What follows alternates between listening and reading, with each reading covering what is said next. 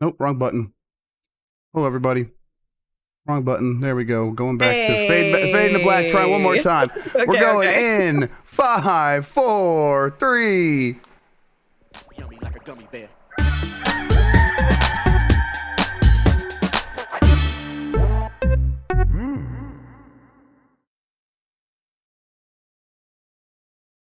It's the internet. You're busy. Let's do this for March 4th, 2024.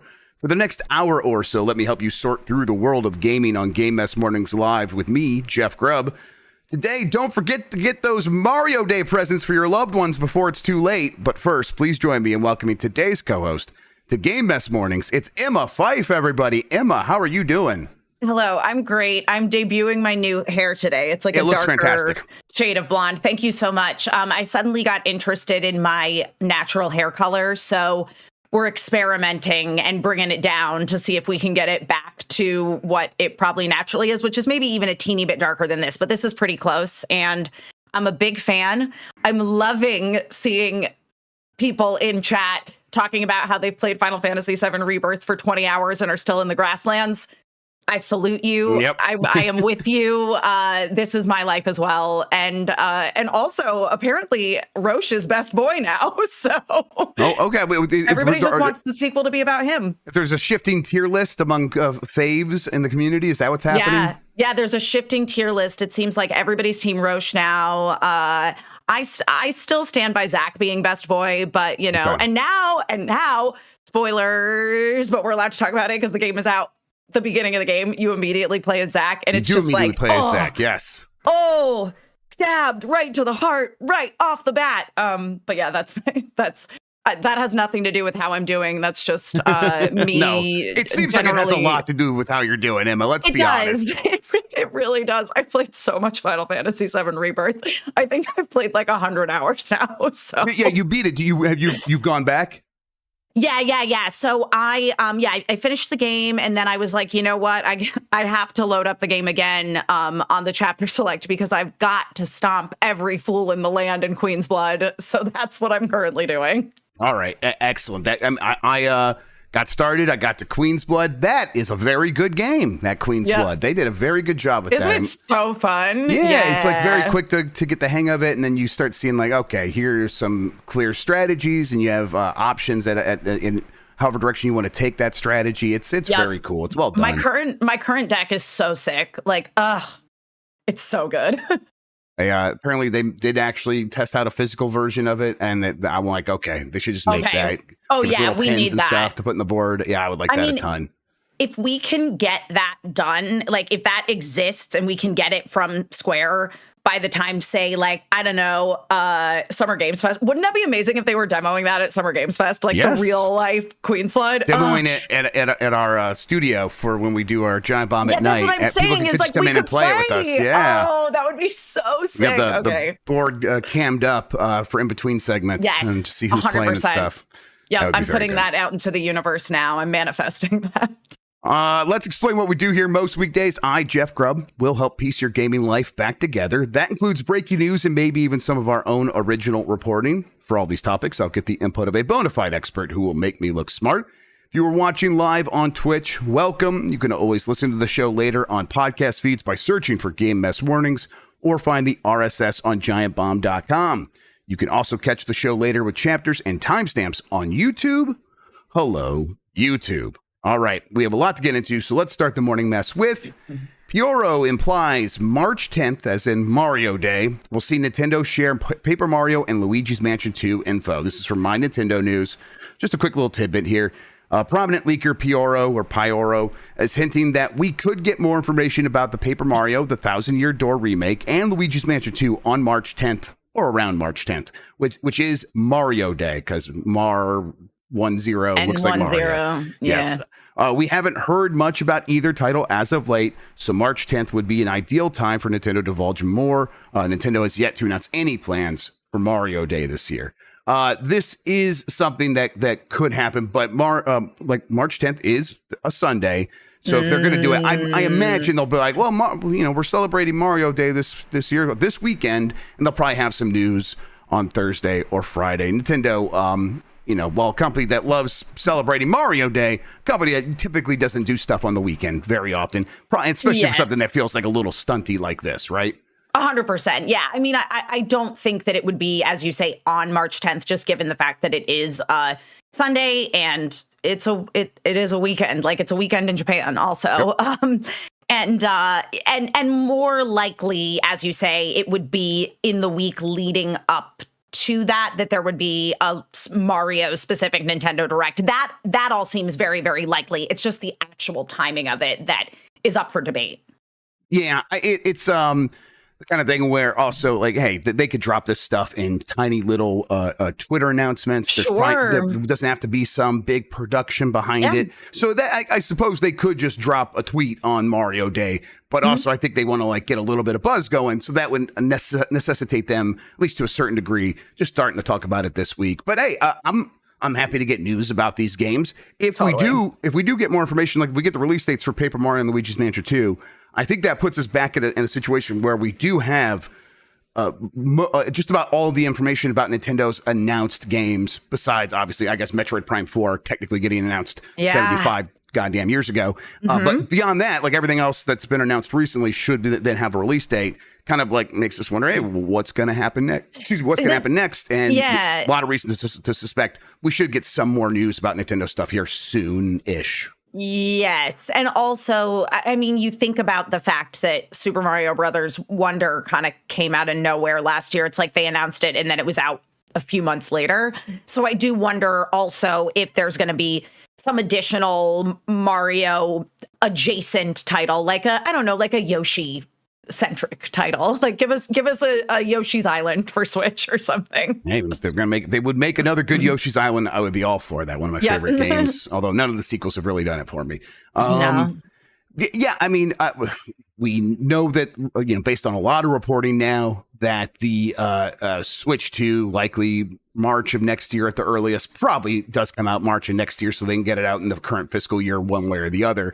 But that's a ways off. That opens up this massive gap for the holiday. And we just found out last week with the Pokemon Direct that there's not necessarily going to be a new Pokemon game released this holiday. Now, they could still announce something. That's a possibility. That is something that is that while it wasn't the Pokemon Direct, maybe they do have a remake coming out this year. Probably not, but I'm not like completely writing that off as a possibility. But as it stands right now, no Pokemon for the holiday. So even the thing that was like the safe assumption not happening for Switch. So it's like they probably will start dropping some other stuff here pretty soon, but not anything too major. Like you said, maybe some other like smaller things they might have already had in the works, and they might pull the trigger on it, right?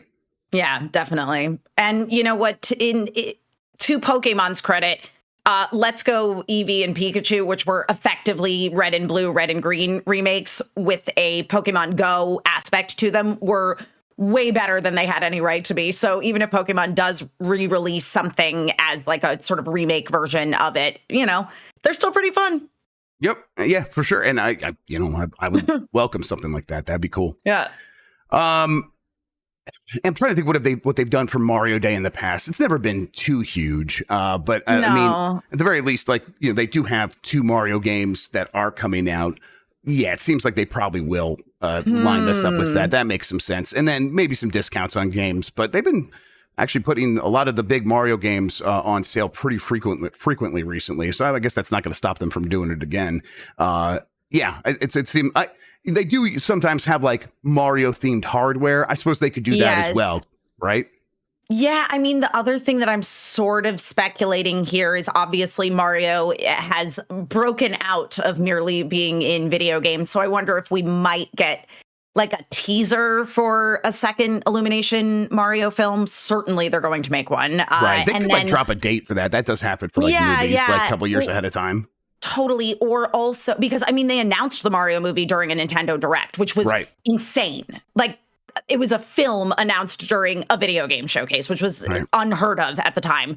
But I also think, too, maybe there's because I feel like I've seen, I don't know, I'd have to look up and see if they already have them in Japan or not, but I've seen like the prototype drawings of the the power-up bands for like Wario and Waluigi, like the villain ones. Oh, so sure, I wonder if maybe there could be some sort of light theme park announcement. Yeah, you're right. Like sprinkle in a bunch of different stuff. Like, hey, well, here's how the partnership with Illumination is expanding to involve more stuff Mario. And here's some theme park news. Even if the theme park news, like even if they start talking a little bit more about the Donkey Kong stuff, that still would be under the umbrella of Mario in some ways, I think, in Nintendo's opinion. So yeah, maybe. I'm not expecting the world, but it's cool that I think even though Mario Day on a Sunday, we should still expect something fun this week. Speaking of announcements this week, Ghost of Tsushima's PC port could reportedly surface this week. This is from Jordan Midler at VGC. A PC version of 2020's Ghost of Tsushima could be announced next week, it's claimed. According to Xbox era's Nick Baker, hi Nick, who accurately predicted a majority of Sony's recent State of Play presentation, posted to Twitter claiming that news on the unannounced but widely expected port could arrive as soon as Tuesday, March 5th, so tomorrow. I'm hearing that we might get something about the Ghost of Tsushima PC port pretty soon, maybe around the 5th, he posted to Twitter. Ghost of Tsushima was widely expected to arrive on PC at some point, following in the footsteps of the majority of Sony's current first-party output from that era. Ghost of Tsushima was released in 2020 on PlayStation 4 and later received a director's cut for PlayStation 5. We all agree that this seems inevitable. It also, we're getting to a point where it's like, I'm surprised this hasn't happened already. For games from that era, it was about 3 years before they ended up on PC. Now, I think a big part of that is like, well, when you start up a Spider-Man and you know that is going to be very popular, like you could see, well, we're going to get that to PC. Let's prioritize that.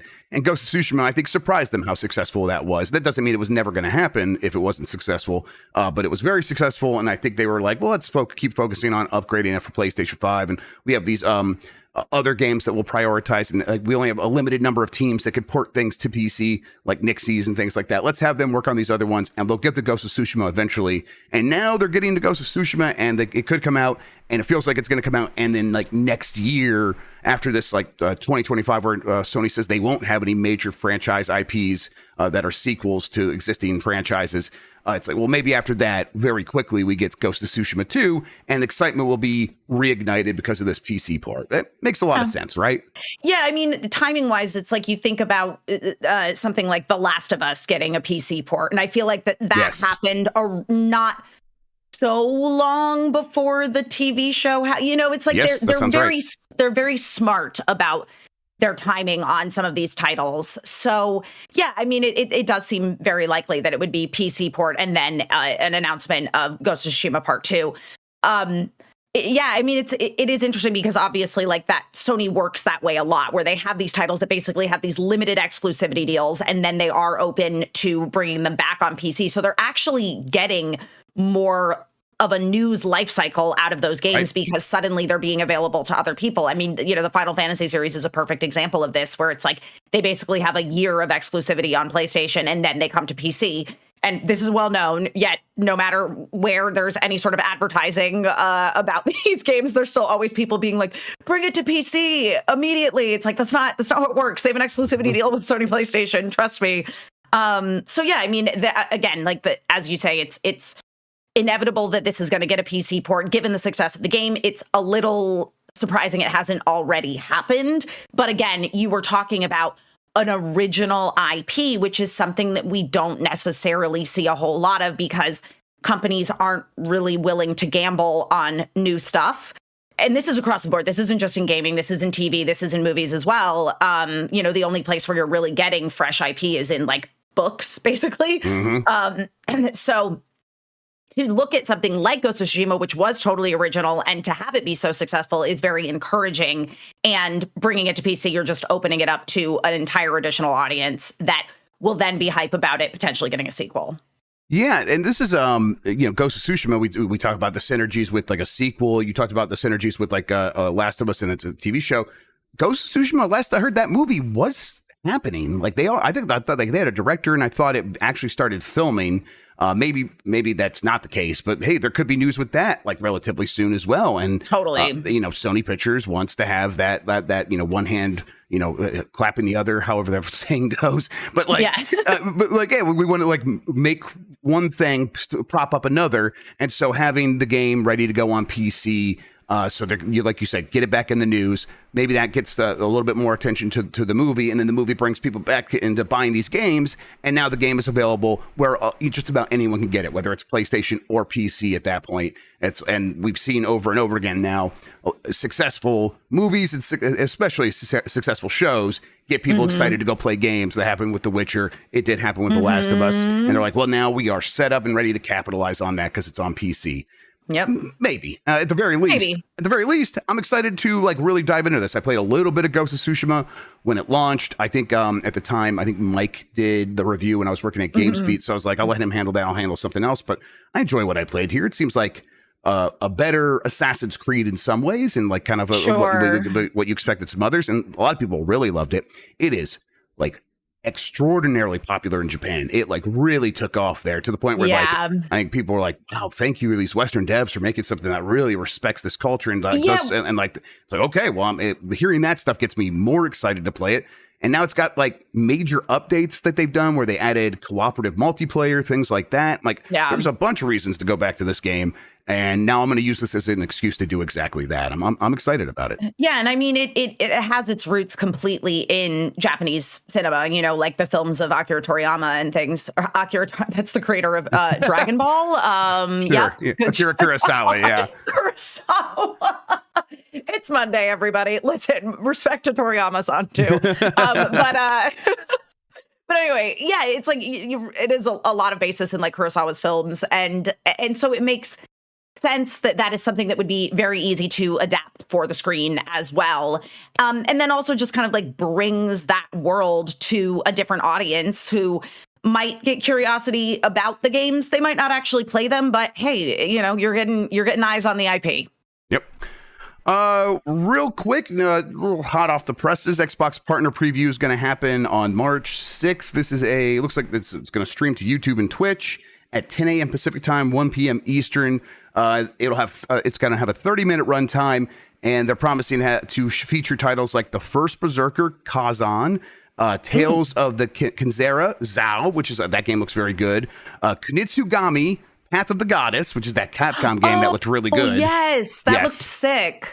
So we'll get more information on Path of the Goddess, which is coming to like Game Pass day one. That's I always point. I think that's a pretty big deal. A new Capcom IP debuting, coming to Game Pass. I think that's like Microsoft making a really good play with Capcom there, and other great titles coming to Xbox, Windows, or Game Pass. So that'll happen this week. At the very least, Path of the Goddess is exciting to me. Any like third-party games that you want to see show up at this? Oh man, I love everything that Xbox has been doing with Atlas, with the Persona and Shin Megami Tensei titles. I mean, obviously that seems unlikely given the fact that like Persona 3 Reload just came out. Right. But and stuff like Persona 4 already got the golden treatment. It's not quite as like upscaled as Persona 3 is because that's like fully looks like Persona 5. But yeah, I mean, I think that, Xbox has been smart about their partnerships because, they're casting a wide net in terms of who they're going to appeal to. And again, it's like, I'm with you that like Path of the Goddess looked super sick. So I'm stoked to see more about that. Yeah. People are like saying like Silk Song, that actually could show up here because the last time we saw it was at an Xbox event. It could show up here. I think maybe, especially if it's coming out like relatively soon. If that game's still not coming out till like the second half of this year, they probably just wait for a bigger showcase and go in there. Because if that game has earned its like space in a bigger showcase, so if they want to, that could be in Microsoft's June E3 equivalent at that point. Sure. All right. This next story is more going to be a jumping off point. Speedy SD Express cards have gone nowhere for years, but Samsung could change that. This is from Andrew Cunningham at Ars Technica. Basically, this story is just saying that, hey, this new format, the new standard for SD cards, SD Express, hasn't caught on. Instead, people continue to use like the old format that gets about has a read speed about 80 to 90 megabytes per second. There are faster standards that professionals use for like recording 4K footage at 60 frames per second. That's about 250 megabytes per second, but that shows up almost nowhere in most consumer electronics. This was meant to do that, and it has a read speed of 800 megabytes per second. That is exciting because there is a device that does have some connections to Samsung called the Nintendo Switch 2 that would greatly benefit from this being a thing. Now, we don't know any, like, Emma, there's plenty to talk about with the Switch 2. Improved visuals, all these things that we're hoping for, a bunch of NVIDIA technologies that could push resolutions and frame rates. We don't know where that stuff's settled. We definitely don't know about, like, what SD card slot is going to be on this thing. It seems like a possibility, though, that Nintendo could be looking at something along these lines because when they showed off the Switch to developers, I believe at Gamescom, something along those lines, they were showing Breath of the Wild running on the Switch 2, and there was no load screens. That was one of the big highlights of the demo that they were showing.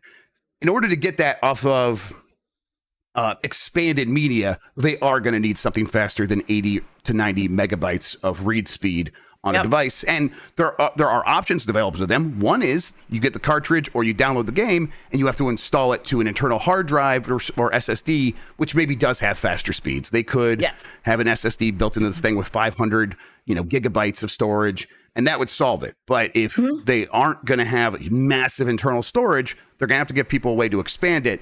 This seems like a good solution. This might be like hopeful thinking, Emma, but I don't know. It seems like it could work to me. At the very least, they're going to have to come up with something, right? Because games are getting bigger. Games are getting bigger. Yes. Go ahead. We've already seen that games that are on the Switch and that are on other systems, namely Mortal Kombat 1, it looks like a totally different game on the Switch, simply because of the limitations of the Switch's hardware and how fast it can read.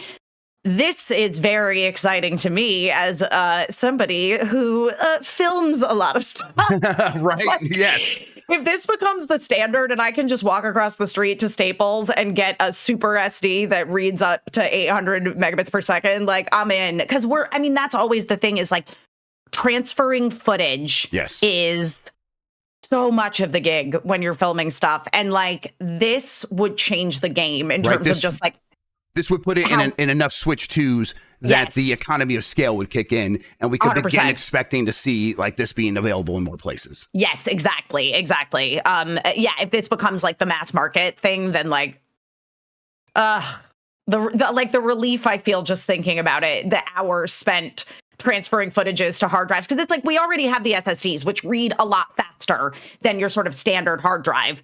But then if you're also copying off of an SD card that reads that fast, like, it's just going to make everybody's lives so much easier. Yeah, and it's the kind of thing where SATA SSD drives are a little bit slower than 800 megabytes per second. So it's like you could have one of these new SD Express things be the main storage in like a Raspberry Pi or a really tiny computing device. And it would it's not going to be NVMe SSD speeds, but it's going to be way faster than you need for just about anything. And so it's like now we have cheap, small Windows drives on these SD cards that we could pop into stuff. And it's like, that would be a huge leap or Linux or whatever, if you're on a Raspberry Pi. That would be excellent for a whole number of reasons. And then it could start here. It's like you need a big company to adopt it, to kickstart it. And like Apple's not like putting SD card slots on their devices. That's something that like would have helped, but they're not going to be doing that.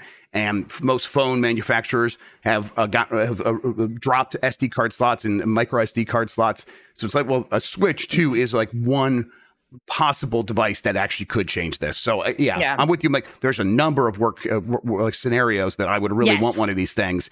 And it does start for me with, hey, my games run fast on a Switch 2 because of this thing. Yeah, I'm happy, but then I want to be able to go buy one of these things and put it in any number of devices, including like future computing devices. So fantastic. Absolutely. Final thing before the break, EA's Star Wars strategy game is still in development following Respawn cancellations. This is from Jordan Midler at VGC. The Star Wars strategy game currently in development at BitReactor will continue despite recent layoffs at publisher EA. That's according to a post from the developer on Twitter following news that Respawn's first-person shooter was canceled this week. It wrote, the studio wrote, last week was difficult for the industry and more so because of our strong relationships within the other teams at Respawn. But for those asking, we are still hard at work and our game was unaffected by last week's news.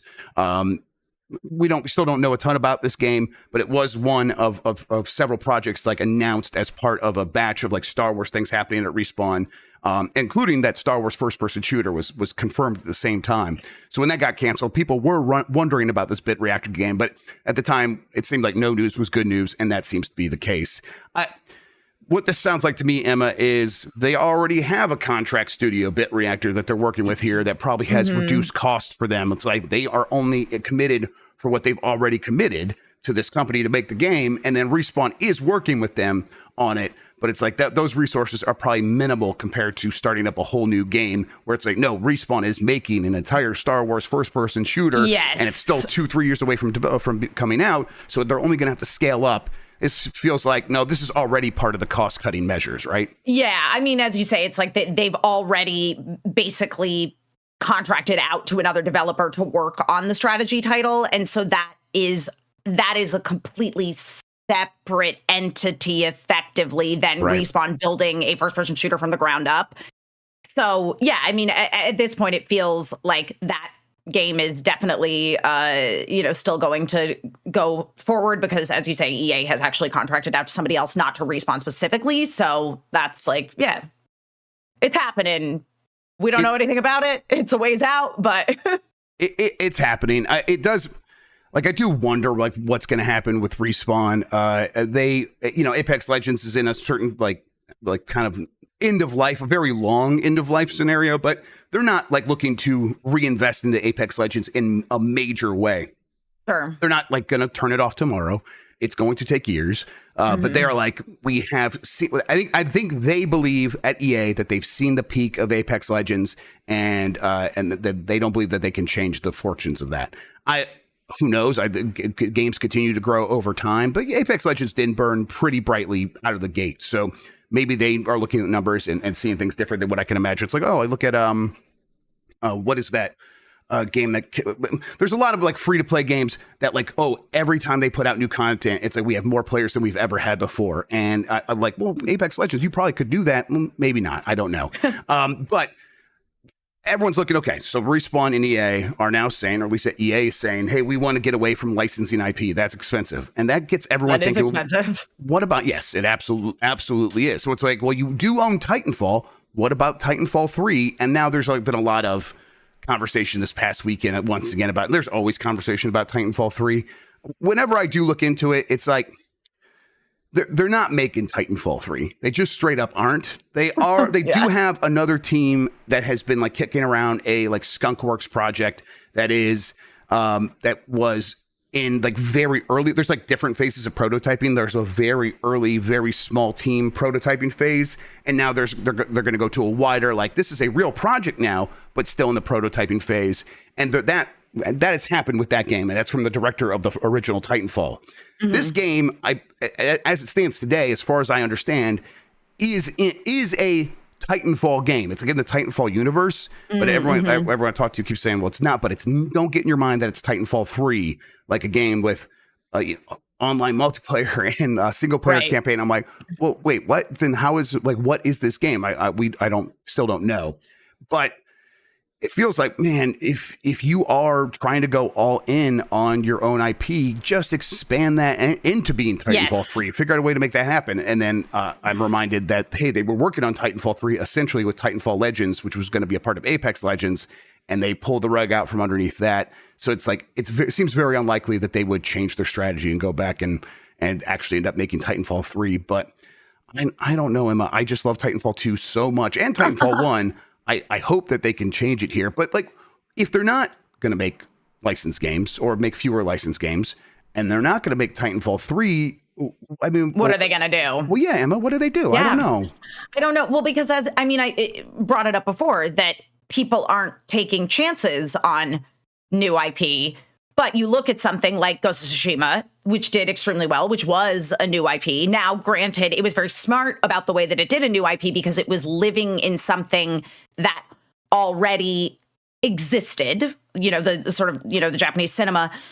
So I wonder then if it's like, okay, well, we're not going to do a Titanfall 3 and we don't want to license Star Wars. Do they go full Zack Snyder on this with his Netflix series that is clearly Star Wars, Yeah. Well, I mean, listen, I pondered that, like, hey, you have that Star Wars first person shooter that is supposed to be like, you play as a Mandalorian, at least for part of it, and he's going to have a jetpack, and they're going to like do cool wall maneuvers and like wall running and all these things. Take that and turn it into a Titanfall game or Titanfall 3 or just something. And it's like, well, no, that while that team has not been laid off, they are getting the likely scenario for them is they're getting put onto other teams at EA, not just at Respawn. And it's because there was a budget to make that game. And it's like, they're not just canceling that game. They are taking away the budget that went along with making that game. And they're not replacing it elsewhere in Respawn. It's like, no, we are spending less money on Respawn now going forward. So it's like the money to make a game like that is just not there. So they have to reallocate those resources, those people. And I mean, I get bummed out because it's like, I feel like if Respawn has not earned their autonomy within EA, who has? And it's they've been the breadwinner for this company now for the last 5 years, and this is the reward they get. Where it's like, hey, the thing that you were making, and again, I'll say it, I know it breaks everyone's heart.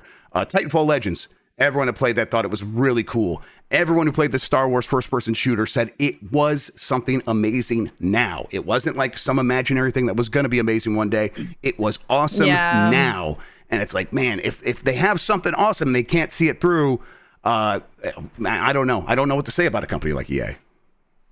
Yeah, I mean, they couldn't figure out enough microtransactions to make the game sustainable. Yep, really, it feels so. I mean, and Apex Legends is one. It's like, it had its bumps in the road with that stuff. They figured that out. You almost never hear anyone complain about that. Not for the last year or so. I'm sure in the community they probably are complaining a lot. But like that wider news of like, hey, the monetization in this game is completely busted. No one really talks that way about Apex Legends these days. No. All right, we're going to take a quick break. When we get back, a lot more headlines, including a $700 Xbox. We'll get into all that right after this.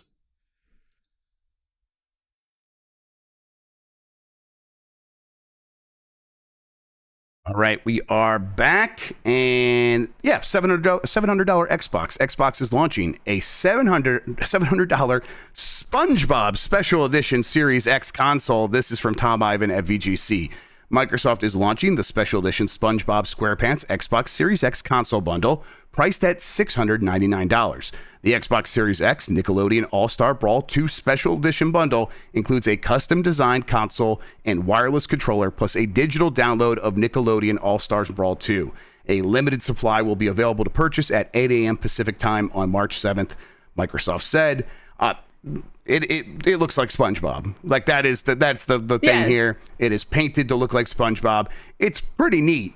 I mostly bring this up though, Emma, because I wonder if we will start seeing more of this leading up to whatever happens next with these consoles, where they do special editions, they do variations that cost more and more to begin setting up the price for what the next generation is going to be. Where it's like, well, we got a handful of Xbox Series X's that were $700. So when the next gen launches at $700 or $800, if Xbox goes that route of trying to be like super powerful, it looks a little bit less strength. They're slowly stepping us up the ladder. And I might be seeing patterns where none exist. Emma, what do you think? No, I think that that's very reasonable because, and the way that they're going about it is they're targeting very specific fandoms. I mean, Nintendo does this already. They have their various themed Switches. There's like an Animal Crossing Switch. There's a Mario OLED. There's a Breath of the Wild or a Tears of the Kingdom OLED. So, this is not a new practice. And as you say, that does set expectations of, well, there's already people that spent $700 on a SpongeBob Xbox. So, you're getting something even better than those people got for the same price point. Yes, I think it's we definitely see these companies thinking this way before. I think the OLED from Nintendo being 350 instead of 300 and moving everything else down. They're like, no, let's step everybody up. First of all, we can get away with it because people are going to pay this price because of inflation, any number of things, whatever it was, we can get away with it. That's the number one factor. And then the other factor, I think, is like, hey, as we step these people up, they will become more accustomed to prices moving in that direction. Yeah. And I think, having a Pro come out from PlayStation 5, I think that's probably also going to cost more. Which, they haven't lowered the price of the PS5. They have had a lot of sales on it, but I think they probably won't permanently lower the price of that. I think they'll step up the price, and that will be part of setting up the next generation as well. Microsoft even has like a revised Xbox Series X reportedly coming out soonish. This year, next year, we'll see. They said they're going to have hardware announced around this holiday, whether it's for this holiday or beyond. They'll have something to announce this holiday. That very well could just be an Xbox Series X with a ton more storage that is also $50 more expensive. I think that this slow sort of manipulation of perception of value is something that these companies think about a lot. Now, I do look at the SpongeBob Xbox and I'm like, it's probably just because, maybe I am being a bit too a tinfoil hat there. It's probably just because there's very few of them and it looks like SpongeBob, and I would pay $700 for that. It's very cute. I mean, and that's the thing is like SpongeBob is such a great fan base to target for this because they are dedicated. And, you're going to have people as well that there's the collector aspect of it who maybe like didn't get an Xbox up to this point. And they're like, well, now I gotta, I'm glad I waited because I gotta get this SpongeBob. So I might just watch the drop on this just to see how fast they go because I'm really curious. Yeah, and it's like, they haven't done a ton of these custom Xboxes this generation. And you gotta start thinking like, coming out of the pandemic, there probably isn't like a ton of excess manufacturing lines that you could just go and say, hey, we want to have a bespoke Xbox for the SpongeBob, for the Nickelodeon All-Stars Brawl 2 game. So it probably is significantly more expensive to make this Xbox than to make the standard Xbox, where it's like, okay, well, we're going to add a whole new part of the assembly line here where we're going to add this skin or whatever. It's like, well, no, you gotta have to go actually find someone new to do that, and they are charging a premium because a lot of those places either close down or don't have enough workers these days. So yeah, I imagine there's a lot of like logistical reasons why this is also more expensive to manufacture.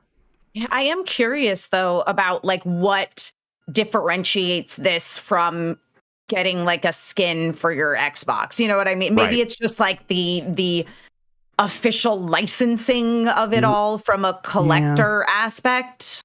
Right. I mean, yeah, it's got like that's definitely part of it, right? Because like there is the canon, Game Boy Advances where it's like, oh, this one is from the Pokemon store and it looks like Pikachu, and it's like that one's worth way more than some custom one that someone made with either stickers or even if they got a custom one where they sent it to an artist and had it done like that. That's cool, and I like that. But I think in terms of collector's value and perceived value, having it be official, I think you nailed it. I think that's a big part of it here. Yeah. All right. Balatro was removed from several digital stores due to mistaken ratings change. This is from Jordan Midler at VGC. Shout out to Jordan.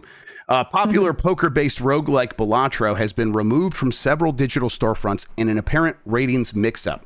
The game, which has been frequently occupying Steam's top 10 most popular games since its release last month, was removed from several storefronts due to the game's ratings suddenly jumping from 3+ to 18+, which I think is the rating scheme in the UK.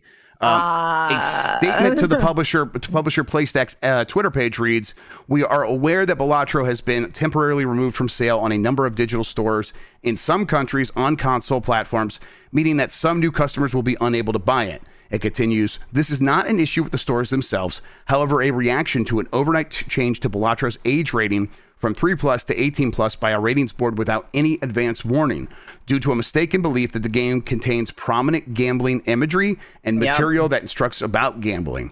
Balatro does not allow or encourage gambling, and we fundamentally believe that the ratings decision is unfounded. Balatro was developed by someone who is staunchly anti-gambling and took painstaking care, or has taken painstaking care to ensure that the game does not feature gambling mechanics of any kind. Perhaps most notably, the publisher claims the concerns about the game being highly rated due to potential gambling imagery were raised with ratings boards before the release, and then the ratings boards assured them that to the publisher that this would not be an issue. And so for it to be an issue, that's got to be especially frustrating. Now, I played a lot of Balatro, and if there's one thing you can't do in the game, it is gamble. Like there are chips, and there's chip sounds, and there are things called antes and blinds, and those that's gambling terminology, and that's as far as it goes. That's as far, because antes and blinds don't work like antes and blinds in actual gambling, and then you can't even risk any of the virtual currency that you make. That's not how it works. It's just a measure of like the difficulty level. That's all it is. This is really unfortunate. And it feels like the game's sort of viral popularity did not actually help it here, where it's like suddenly people are like, what is this? And to be fair, I was playing it. My wife looks over my shoulder. She's like, are you playing poker online? Yeah, I'm like, well, no, here's this game. I think that the trouble here really just comes from the fact that it has those recognizable card faces that sort of identify it as being gambling, even if it isn't gambling. Yep. If it was Pokemon cards, we probably wouldn't be here. 100%. Yep. Yeah. Yep. If it was Pokemon cards, we wouldn't be here. If they had done their own card faces, original, whatever, wouldn't be here. But yeah, as you say, it's like, unfortunately, it's just the design of the game that puts it in a place where you could look at it at a passing glance and go, is this gambling? But as you say, there's actually no gambling mechanics whatsoever in the game.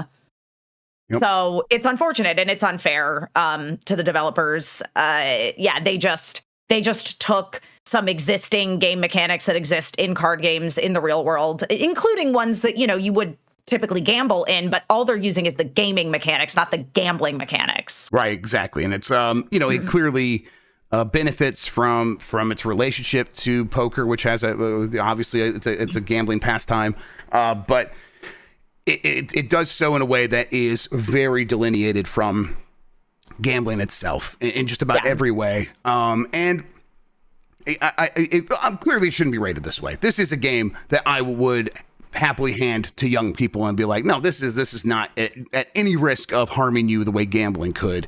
It's in fact, it's a fair way of understanding odds and how things work and how you can change odds with just a few card changes here and there. Yeah, 100%. And I mean, I think back to my own childhood, and it's like, I played blackjack when I was a kid. We just didn't gamble.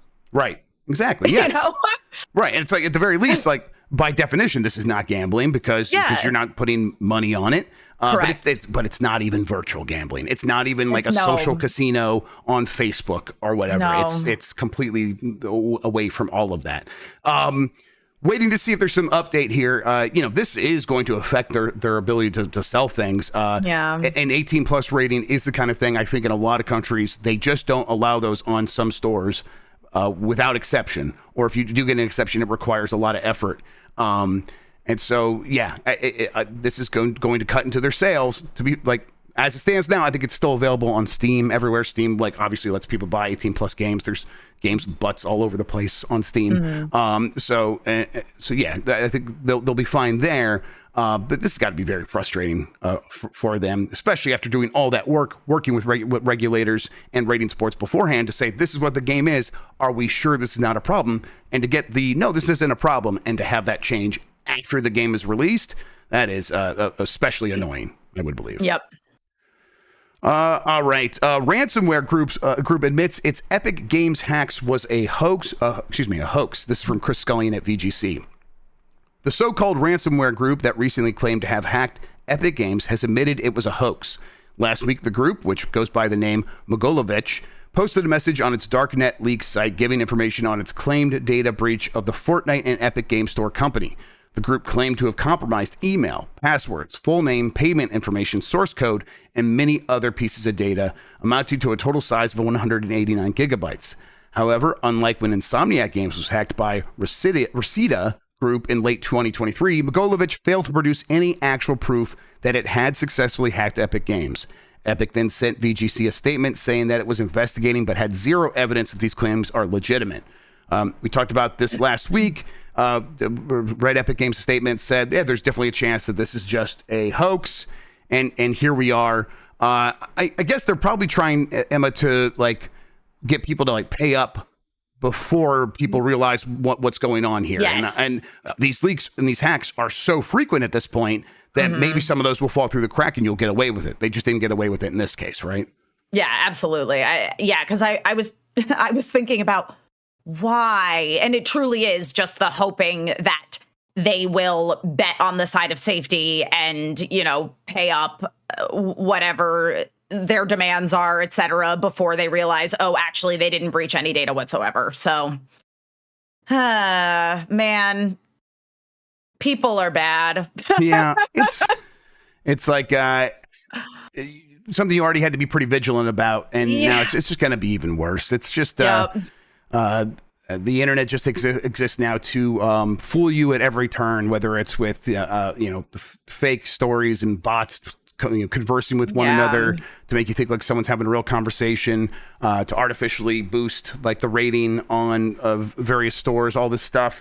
It's all just fake, and everyone's like trying to make a quick buck because everything else is broken when it comes to the economy, and then people feel like, hey, I'm being taken advantage of by any company I go to work for. Why shouldn't I get in on some of that action and take advantage of people? So it's just nihilism all the way down, Emma. It's broken. It's very discouraging sometimes. But yeah, I can't remember any more passwords. Like we gotta stop. We gotta stop. Yeah, we got to figure something out here, people. It's getting out of hand. Let's see. Final story here. Nintendo eShop delisting of Octopath Traveler is only temporary. This is from Sophie McAvoy at GamesIndustry.biz. Nintendo has confirmed that Octopath Traveler's delisting on the eShop is temporary. On its customer support page, the publisher noted that as of March 1st, the game will be temporarily unavailable on the eShop and My Nintendo Store, but will be available to purchase again soon. It clarifies that users who have previously purchased the game could still re-download it from the eShop. As reported by VG 24/7, there was no announcement when the 2018 Square Enix title was delisted by Nintendo and is still available to purchase on other digital storefronts such as Steam. Gamatsu noted on social media that the delisting may be due to the game's publisher being changed from Nintendo to Square Enix on the eShop in recent months. That could make some sense, where it's like, Nintendo's system could be so backward that's like actually to like change whose bank accounts associated with this or something. We actually have to take it down, right? You know what? I'm fully guessing that that's 100% what it is, because I mean, the thing about Nintendo is that like their online support is it exists, but it's not the greatest integration, shall we say. So I think that it is very likely that is the case, is that like the source code itself is just so backwards that they have to completely delist the game, go in, change a bunch of stuff on the back end before they can relist it as being published by Square Enix as opposed to being published by Nintendo, since Octopath now lives on a bunch of different platforms and is not a Nintendo exclusive. So yeah, that seems extremely likely. How do you feel about the state of non-Final Fantasy RPGs like Octopath Traveler and the like? I mean, look, I have not played Persona 3 Reload yet because it came out and I got the code for Final Fantasy VII Rebirth. So I was playing that, but I'm very excited to go back and play Persona 3 Reload because I've really enjoyed all of the sort of revamps of Persona titles that have been happening. And even, this is the biggest one yet. I mean, I fully was like with Persona 5. I was like, do I really need to play Persona 5 Royal? I played Persona 5 and everybody was like, yeah, you really do. And people were right. It was freaking awesome. I mean, there's lots of other really good, JRPGs out there. And the Octopath series, I got tired of the first Octopath Traveler, but everybody has told me that I need to go back and play Octopath Traveler 2. Really like 2.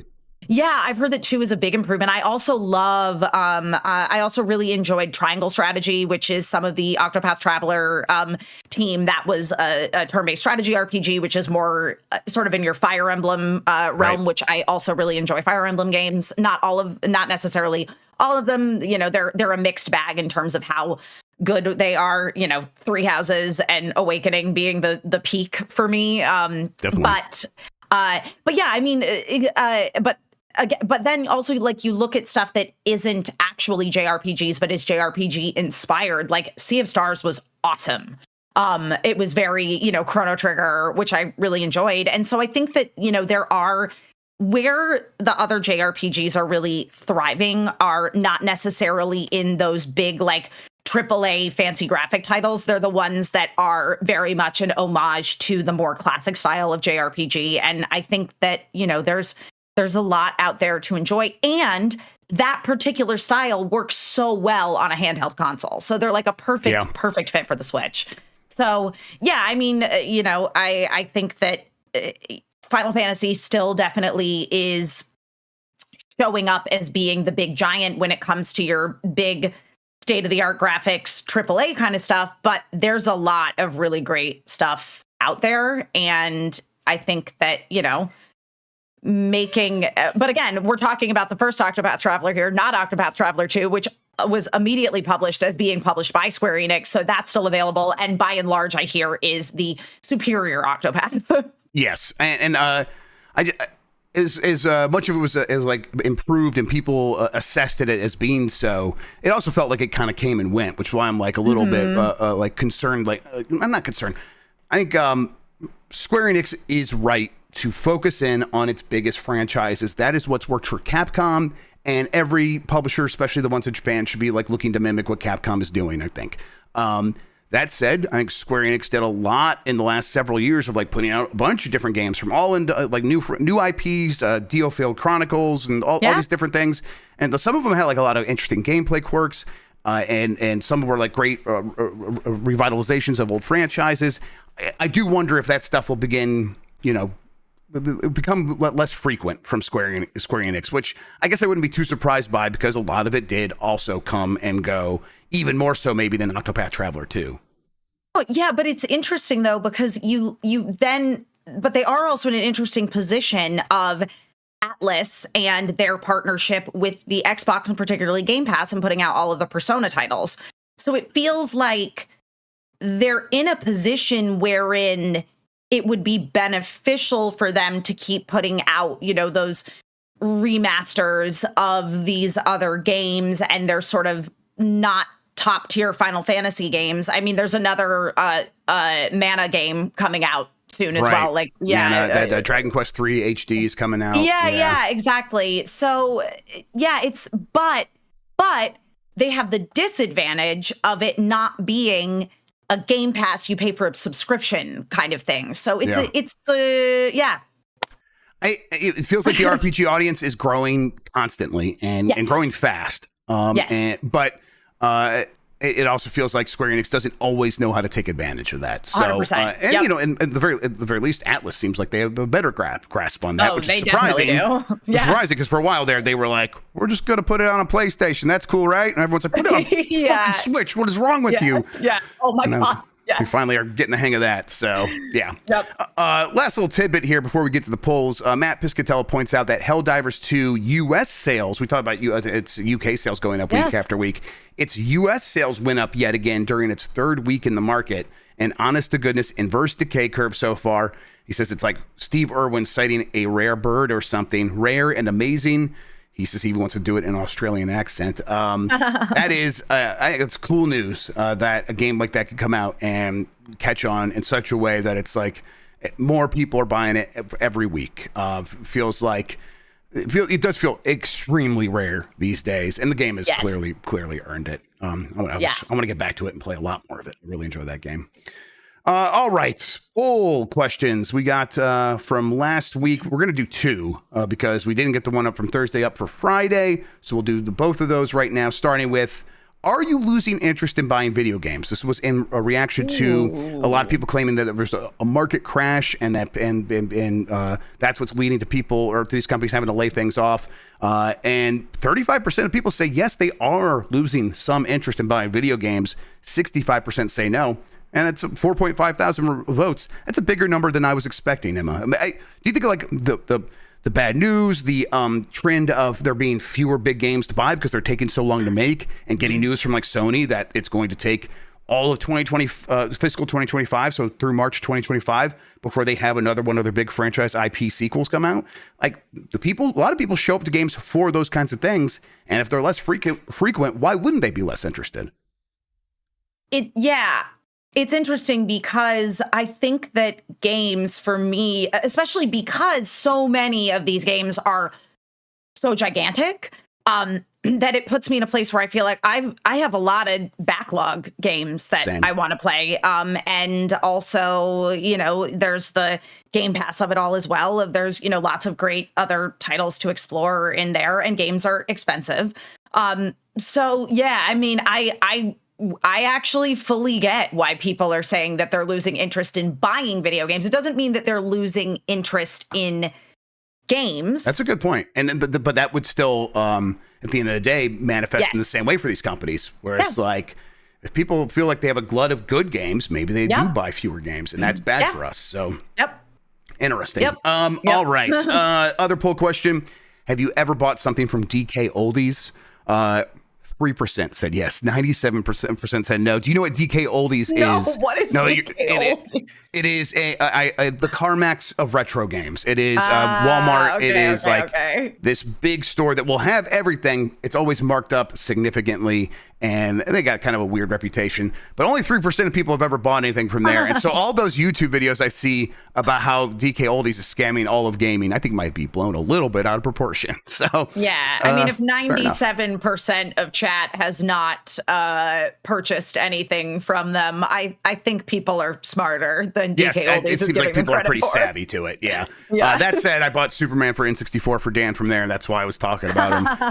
That worked just fine. Whatever. That was Dr. Fandom's money, so fair enough. Dr. Fandom. the heir to the Fandom family fortune. All right, I love Emma. spending Dr. Fandom's money. Yeah, I mean, listen, it's part of the job. Yeah. Why didn't I just use eBay? Because I didn't want to do a listing, and I didn't want to do buy now. I'm kind of sick of eBay, Sean. Also, it's not my money.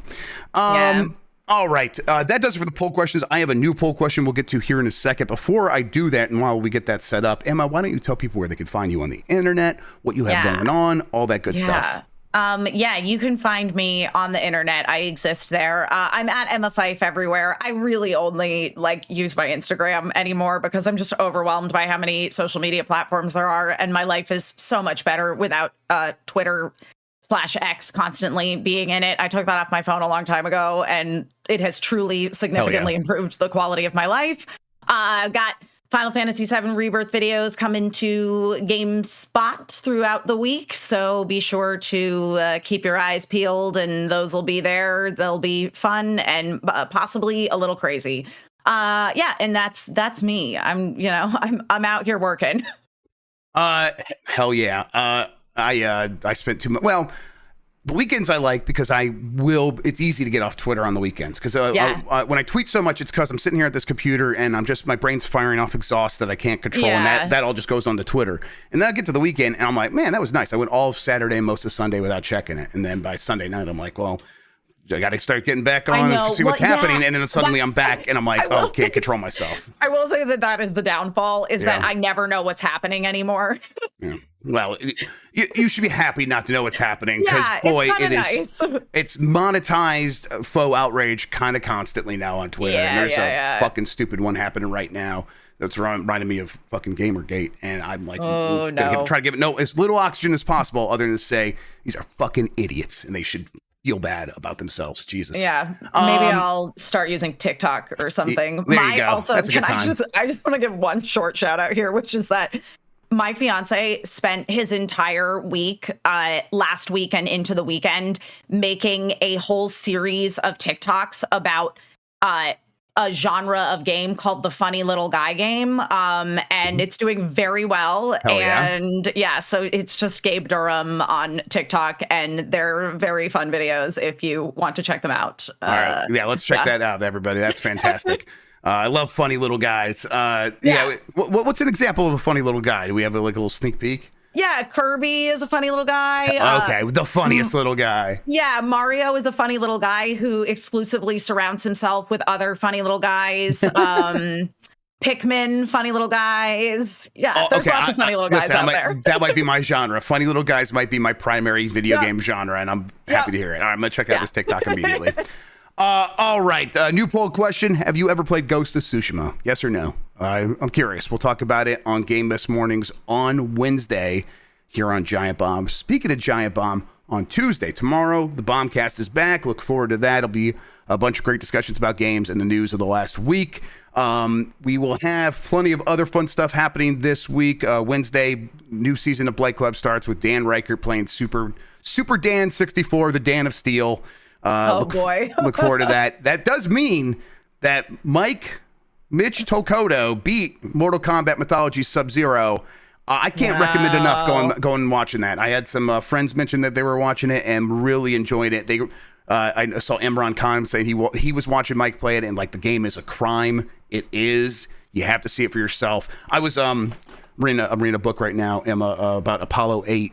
Called Rocket Man. It's actually a book that Mike recommended to me, and it's like they always talk about how they're going out and exploring things and finding things out for all human race, and that's what it feels like Blight Club is. We are going in and we are seeing what these games are for everybody, so no one else has to. We will go to the edge so you can save yourselves, and we're going to do it again with Superman. Looking forward to it.